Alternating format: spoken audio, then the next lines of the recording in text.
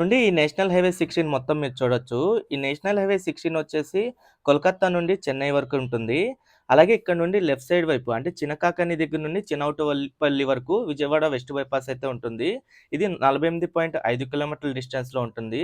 Present Vijayawada west బైపాస్‌లో ఒక పక్క road మొత్తాన్నయితే open చేశారు.